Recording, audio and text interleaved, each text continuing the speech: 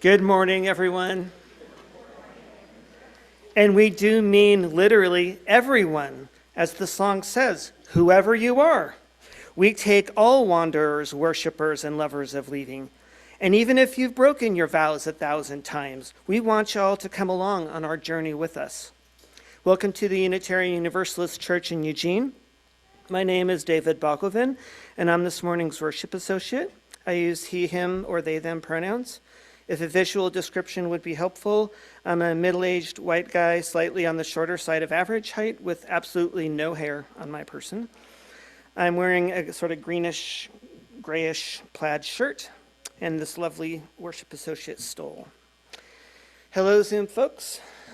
Our tech team will be dropping a copy of the order of service and a visitor form into the chat if they haven't done so already.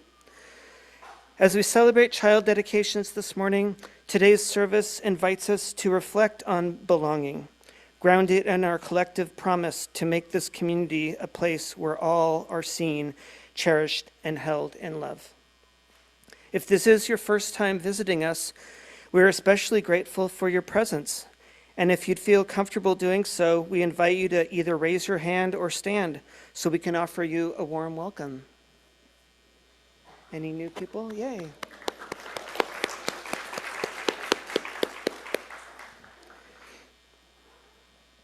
If you ever find yourself with unanswered questions about how worship services work, we have a handy-dandy guide to Sunday worship.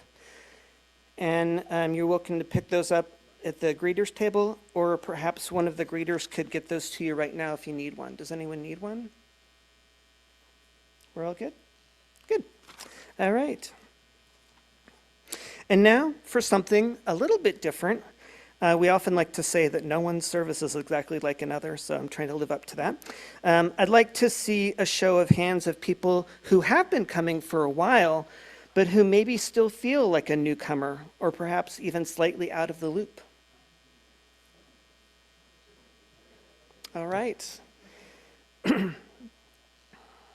The other Sunday, I talked to someone who's come to dozens of services, and they said they still feel like a sort of interloper is the word they used. And so I hope you don't feel that way, and I hope, we want to build this sense of belonging for everyone. We want everyone to feel like they're important and valued stakeholders in our spiritual journey. After the service, please stay for snacks, drinks, and conversation. Our welcoming room is located in the South Foyer, which is over in that direction. And it's a place for newcomers and longtime members alike to meet, greet, and get to know one another. And now, as we enter into our shared time of worship together, we begin with the lighting of our chalice, the symbol of our faith and a beacon of hope, truth, and community. I've invited Griffin to come on up. There he is. And they'll be lighting our chalice today as I share these words from Lisa Garcia Sampson. In these wild, historic, and uncertain times, we may even say unprecedented times, we gather to remember who we are, who we belong to, and what we are called to do. As we light this chalice, we kindle the spirit of the great turning, the movement for justice alive in this nation today. May we feel it in our bones, and in the stillness of this hour, may we sense it calling our name. Good morning. My name is Ember. I use they, them pronouns. I serve as our ministerial intern, and I am very purple today, if a visual description is helpful. Beloveds, we gather this morning as a people seeking not only welcome, but true belonging. Welcome opens the door, but belonging is the home that we create together. In this hour of worship and in the joy of our child dedication, we affirm that belonging is never earned and never conditional. It is our shared promise, renewed again and again, to hold one another in love, to nurture one another in growth, and to build a community where all can flourish. Come, let us worship together. And as we move into our ritual of child dedication, I invite parents, Andrew and Kristen, together with Roz, Ari, and Orion to come forward. And I also welcome any children who are with us this morning who would like to come up front. We have the table up here, and we have some comfy carpet squares, if that is something you would like to do. In our Unitarian Universalist tradition, child dedication, I think it is helpful to be clear about what child dedication is and isn't. This is not a baptism. It's not a confirmation, because we're a non-creedal faith. Belonging here doesn't depend on specific beliefs. Instead, this is a ritual of covenant, where we are welcoming children and parents into our circle of care. We affirm that Roz, Ari, and Orion belong here among us, and that their journeys of spirit and meaning are their own to discover. Our task is to create the conditions in which they can grow in wisdom, compassion, and courage. And doing this dedication is kind of special for me because I was dedicated as a UU child, although I don't remember my dedication very well because I was 3. But I do remember what it meant to be held in a UU community. And so today we extend that same embrace, celebrating these children, their family, and our shared responsibilities. So in this ritual, I will speak each child's name, lifting up its meaning and story. And after each name, we will join in a call and response. There is a part that parents will say, there is a part the congregation will say, and there is a part our children will say together to affirm these Ari, Roz, and Orion's place among us. And finally, I will bless each child with a rose dipped in water. And these are symbols deeply rooted in our history. The rose ties to flower communion, and the water is from just last week in our water communion. So, rose and water together remind us that each child is both unique and beloved, and part of the wider stream of this community and love. A rose cannot thrive without water. It may bloom for a time in dry soil, reaching upward with all its strength, but without nourishment, the petals begin to curl inward, and the life at its center begins to fade. Something essential starts to pull back, as if the rose itself knows it cannot keep giving without first receiving. And that sort of slow withdrawal formed a question that I carried with me for a very long time. What does it mean to not only be welcomed, but to truly belong?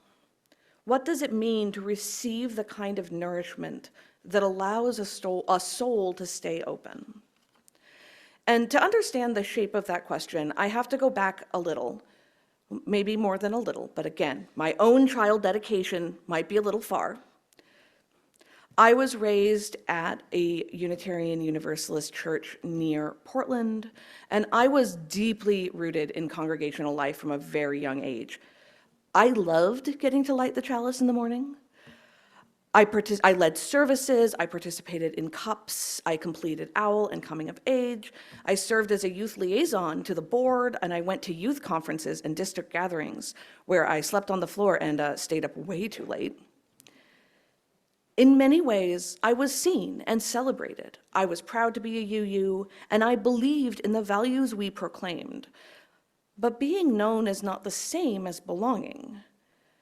Over time, I began to feel this dissonance I couldn't quite name. We spoke of justice, but we didn't always act when that cost was high.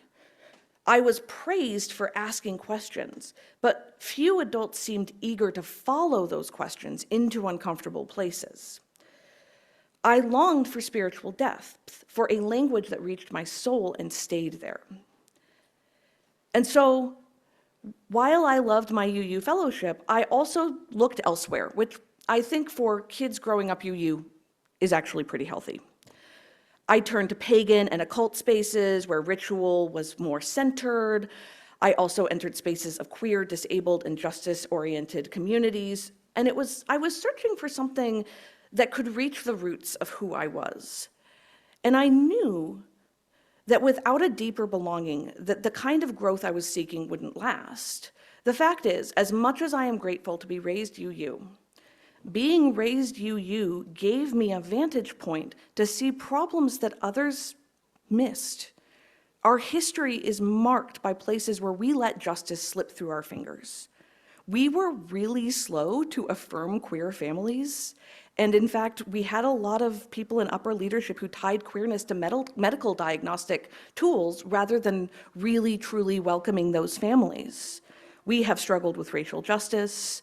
Our congregations still center whiteness in leadership and culture, and we draw on the theology of Black leaders, but too often, when Black, Indigenous, and people of color point the way forward, we hesitate. And we have often overlooked disabled voices. When services moved online in 2020, beloveds who had been historically excluded by inaccessibility suddenly found themselves able to participate fully. And yet, as soon as restrictions lifted, we were quick to talk about being back to normal, as if those beloveds are not still with us. I was a justice-oriented kid. As an adult, I describe myself as a rules autistic. I love rules. I want to know the rules so that I can follow them. And I also want the rules to make sense. And I think part of the reason so many autistic people stand at the center of intersectional justice work right now is that our Black and white thinking cannot understand why there are rules for some and not for others, why masses of people are expected to follow them while leaders break them without consequences. And as a millennial, I think this really ties to the fact that I grew up hearing adults tell me that the planet was a shared responsibility while watching the world burn. And my brain couldn't square that, and my heart couldn't either. And this is one of the reasons I remain grateful that I was raised UU, because that justice-oriented part of me wasn't silenced. And yet, as much as my questions were tolerated, they weren't always heard. That longing for justice was met with a lot of polite nods. That gap I felt remained. The great movements for justice in this country have so often been led and sustained by people of faith, whose private spiritual systems became public practices of liberation. The civil rights movement found its heartbeat in the Black church, where leaders like Reverend Dr. Martin Luther King and Reverend Ralph Abernathy turned prayer meetings into organizing centers. In the labor movement, Catholic and Jewish leaders brought their traditions into the struggle for dignity. Dorothy Day and Samuel Gompers are great examples. And more recently, the Black Lives Matter movement continues that legacy. Founders Patrisse Cullors, Alicia Garza, and Opal Tometi have spoken openly about the spiritual dimension of their work, drawing from practices of ancestor reverence and collective ritual. When I left UU spaces in my early 20s, I did not yet understand how many UUs had stood in those same liberatory currents. It was only later, as I began to find my way back to UU churches, that I learned the names and stories that had been acknowledged but oddly absent from my religious upbringing. I read about Reverend James Reed and Reverend Clark Olson, who were attacked in Selma after responding to the call from Black civil rights leaders. I learned the story of Viola Lioza, a laywoman and mother of 5, who was murdered by white supremacists. These were UU leaders whose faith called them not toward comfort, but toward risk and solidarity. And they were not alone. There were youth and elders, clergy and lay people who answered the call to justice not as a side endeavor, but as an expression of their deepest theological commitments. These stories were not always emphasized when I was growing up, and their absence shaped how I understood Unitarian Universalism. I believed in the values, but I did not always see them reflected in the choices our congregations made. Learning those stories showed me that there have always been UUs who know justice was at our very center. Today, I think of people like Dr. Sophia Betancourt, whose ministry brings liberation theology, ecological ethics, and care for the margins into our institutional heart. I think of Black, Indigenous, and other leaders of color who have worked to make the 8th principle a call to spiritual integrity, not just congregational policy.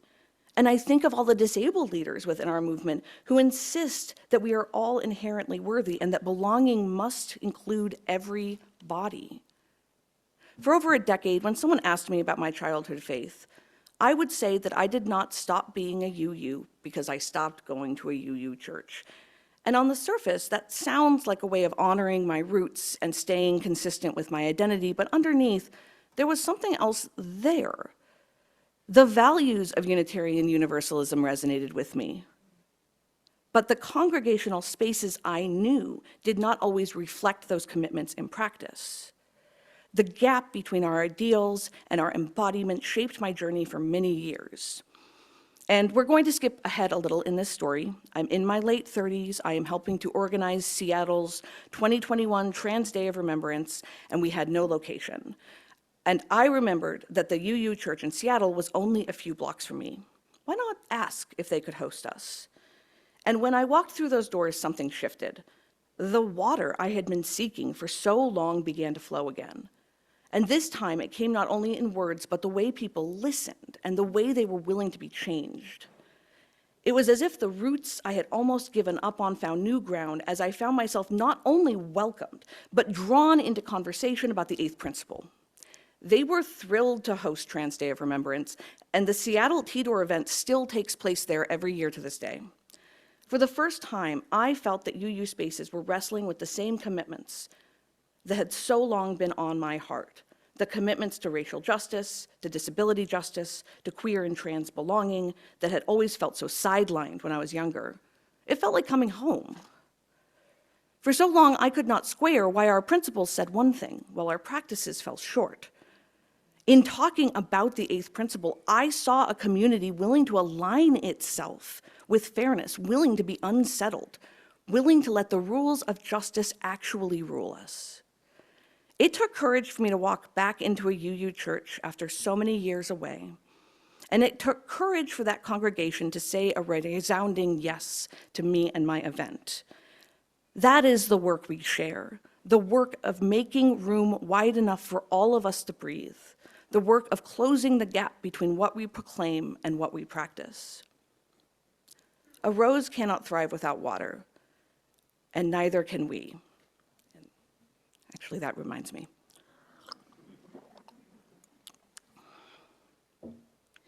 Belonging is not something we achieve once and then possess. It is the ongoing work of showing up with courage, of choosing connection again and again, even when it's hard. It is how we root ourselves in community and how we create the conditions for each person to open, to bloom, and to be sustained. That's not always the Unitarian Universalism I was raised in, but it's the Unitarian Universalism that keeps me coming back. A faith where water moves freely and nourishment is real. A faith that holds space for healing and also calls us towards accountability. A faith that says every person matters, not just in theory, but in practice, in policy, and in presence. This is the garden we are tending, a place where no one is asked to stay open while parched, where the rose continues to bloom not because it can survive neglect, but because we choose to water it. Let us become a people who choose courage over comfort, presence over politeness, and transformation over familiarity. May the work of belonging continue in us and through us, not just today, but every day, that we dare to love this world and one another more deeply. Amen, and blessed be. And now, please, join me in our chalice extinguishing. We extinguish this flame, but not the light of truth, the warmth of community, or the fire of commitment. Leads we tarry in our hearts until we are together again. And now, as we go forth into this day of rain and sunshine, may we remember our place here, our sense of belonging as we are called back again and again. Amen. Go forth.